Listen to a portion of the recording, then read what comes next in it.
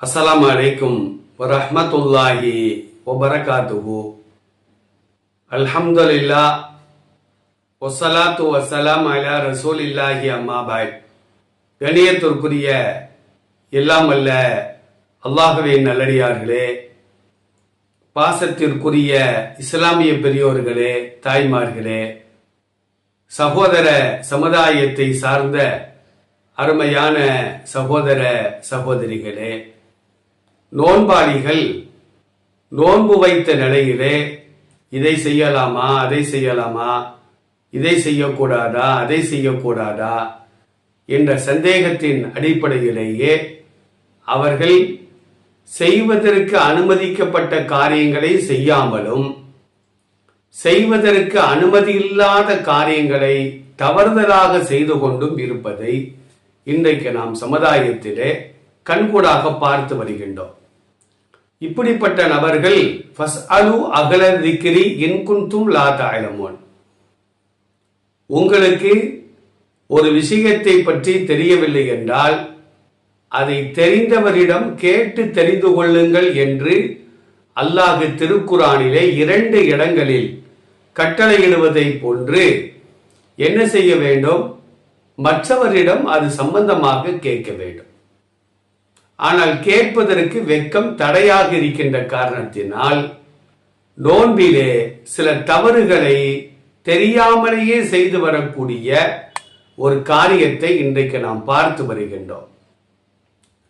தெரியாத காரியங்களை தெரிந்தவரிடம் நாம் கேட்டு தெரிந்து கொள்ள வேண்டும்.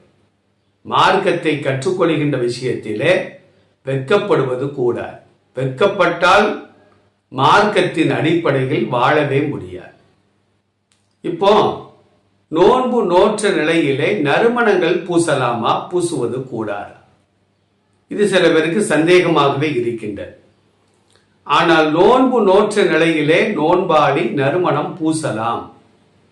நறுமணம் பூசியதுனால நோன்புக்கு எந்த விதமான பின்விளைவுகளும் ஏற்படவே செய்யாது.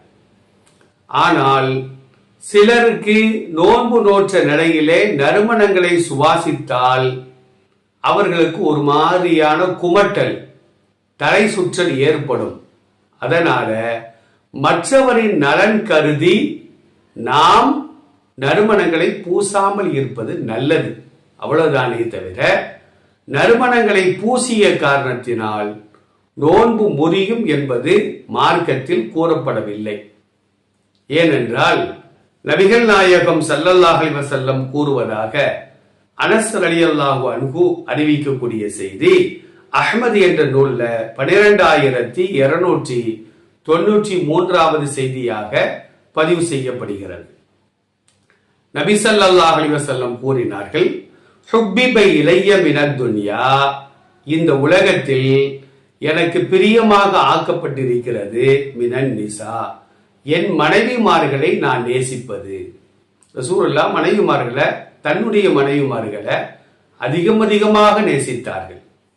அப்போ ஒன்று மனைவிமார்களை நேசிப்பதும், இரண்டாவது நறுமணத்தை நேசிப்பதும் என்னுடைய கண் குளிர்ச்சி தொழுகையிலே இருக்கிறது என்றும் நபி ஸல்லல்லாஹு அலைஹி வஸல்லம் சொன்னார்கள். அப்ப ரசூலுல்லாஹ் எந்த நேரத்துல பார்த்தாலும் நறுமணங்களை நேசிப்பவர்களாக இருந்தார்கள். நோன்பாளி நறுமணத்தை பயன்படுத்துவது கூடாது என்று சொன்னால் இந்த ஹதீஸிலே நபி ஸல்லல்லாஹு அலைஹி வஸல்லம் நோன்பாளியை தவிர அவர் நறுமணங்களை பூசுவது கூடாது என்று அவர்கள் சொல்லி இருக்க வேண்டும். அப்ப நோன்பு நோற்ற நிலையிலே நறுமணங்களை பூசுவதும், குளிக்கின்ற பொழுது நறுமண சலவை கட்டிகளை பயன்படுத்துவதும், பவுடர் போன்ற நறுமண பொருட்களை உடம்பில் பூசிக்கொள்வதும் நோன்புக்கும் அதற்கும் எந்த சம்பந்தமும் கிடையாது. நோன்பு முறியாது. ஆனால் மற்ற நோயாளிகளை அவர்களின் நலன் கருதி அவர்களுக்கு பிடிக்கவில்லை என்றார். உதாரணத்திற்கு கணவர் நறுமணங்களை பூசுகின்றார், நோன்பு வைத்திருக்கின்ற மனைவிக்கு அது பிடிக்கல அப்படின்னா கணவர் தவிர்த்து கொள்ள வேண்டும். இப்ப மனைவி நறுமணங்களை பூசுறாங்க, கணவருக்கு அது பிடிக்கல, குமட்டல் வருது, வாந்தி வருது, தலை சுற்றல் வருகிறது என்றால் மனைவி அதை தவிர்த்து கொள்ள வேண்டும். பிறர் நலன் நாட வேண்டும். இஸ்லாத்தை பொறுத்த மட்டிலும் பிறர் நலம் நாட வேண்டும். அத்தீனு அந்நசீகா, மார்க்கம் என்றாலேயே பிறர் நலம் நாடுதல். தனக்கு ஒத்துக்கிறது, அடுத்தவங்களுக்கு ஒத்துக்கலையா? உனக்கு ஒத்துக்கிட்டானா ஒத்துக்கிடாம போனா எனக்கு என்ன, நான் பூசத்தான் செய்வேன் அப்படின்னு இருந்தால் அது உண்மையான மார்க்கத்தின் அடையாளம் அல்ல என்பதை நபி ஸல்லல்லாஹு அலைஹி வஸல்லம் சொல்லி காட்டுவார்கள். ரெண்டாவது என்ன அப்படின்னா, வாயில் ஊறக்கூடிய உமிழ் நீரை சில பேர் துப்பிக்கிட்டே இருப்பாங்க. அதை விழுங்குவது கூடாது என்று தவறாக எண்ணி என்ன செய்வாங்கன்னா, எப்ப பார்த்தாலும் ஒரு துப்பல் கையில வச்சுக்கிட்டு துப்பிக்கிட்டே இருப்பாங்க. தேவையில்லை. உமிழ் நீர் வெளியே இருந்து உள்ள போகல, அது வாயுக்குள்ளால் தான் ஊறுகிறது. அப்போ உள்ளே ஊறக்கூடிய அந்த உமிழ் நீரை விழுங்குவதனால் நோன்பு ஒருபோதும் முறியவே செய்யாது. ரொம்ப வறட்சியா இருக்குது, வாயெல்லாம் அடிக்கடி காய்ந்து விடுகிறது, வாய் கொப்பளித்துக் கொள்ளலாம். நபி ஸல்லல்லாஹு அலைஹி வஸல்லம் வறட்சியான நேரங்கள்ல தலையில தண்ணீரை ஊற்றிக் கொள்வார்கள், அடிக்கடி வாயை கொப்பளித்துக் கொள்வார்கள். கொப்பளிச்சிடணும், தண்ணியை ஃபுல்லா துப்பிடணும், ஒரு தெம்பு ஏற்படும். அதனால வாய் கொப்பளிப்பதினால் எந்த விதமான நோம்புக்கு தீங்கும் ஏற்பட்டு விடாது. வீட்டில் பெண்கள் வயதான பெற்றோருக்கு, மாமனார் மாமியாருக்கு சமைக்கிறாங்க அப்படின்னா அவர்களுக்கு உப்பு உரப்பு இருக்கான்னு பார்க்கலாமான்னா தாராளமா பார்க்கலாம். லேச நாக்கில் வச்சுட்டு உப்பு பார்த்துட்டு உடனே அதை விழுங்கக்கூடாது, துப்பி விட வேண்டும். அதற்கும் நோன்புக்கும் எந்த விதமான சம்பந்தமும் கிடையாது. முடி வெட்டலாமா, நகம் வெட்டலாமா? தாராளமாக முடி வெட்டலாம், நகம் வெட்டலாம். ஆனா நோன்பு வச்சுக்கிட்டு வெட்டித்தான் ஆகணும் அப்படின்னு கிடையாது. வாரத்திற்கு ஒரு முறையாவது நகங்களை நாம் வெட்ட வேண்டும். சில பேர் ரமலான் மாதம் முழுதும் முடியும் வெட்டுறது இல்லை, நகத்தையும் வெட்டுறது இல்லை, குளிக்கிறதும் இல்லை. இதெல்லாம் மார்க்கத்தில் கூட. அப்ப வாரத்திற்கு ஒரு முறை நகம் வெட்டுவது அது நமக்கு அறிவுறுத்தப்பட்ட காரணத்தினால் நாம என்ன செய்யலாம், தாராளமா நோன்பு வைத்த நிலையில நகம் வெட்டலாம், தாடி ஒதுக்கலாம், அதே நேரத்தில் மீசையை கத்தரித்துக் கொள்ளலாம், தலைமுடி வெட்டலாம், அக்குள் முடிகளை அகற்றலாம், மறைவான இடத்தில் வளரக்கூடிய முடிகளை கூட அகற்றலாம். எந்த விதமான நோன்புக்கு எந்த விதமான பங்கமும் தீங்கும் ஏற்படாது என்பதையும் நபி ஸல்லல்லாஹு அலைஹி வஸல்லம் அவர்கள் கூறுகின்றார்கள். இப்போ ஒரு தம்பதி இரவு நேரத்தில் ஒன்று சேர்றாங்க, ஒன்று கூடுகிறார்கள். ரெண்டு பேரும் சகர்ல எந்திரிச்சா இந்த 10 நிமிஷம் தான் இருக்கு. ஃபஜ்ர் உதயமாகுவதற்கு 10 நிமிடங்கள் தான் இருக்கிறது. இப்ப குளித்தால் சாப்பிட முடியாது, சாப்பிட்டால் குளிக்க முடியாது.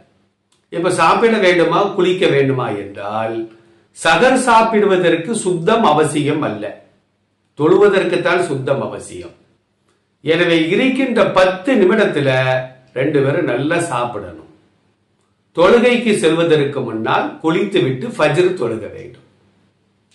நேரம் இருக்குது அப்படின்னா குளிக்க வேண்டும், அப்புறமா சாப்பிட வேண்டும். நேரம் இல்லை என்றால் முதலில் சாப்பிடுவதற்குத்தான் நாம் என்ன செய்ய நேரத்தை ஒதுக்கணும்.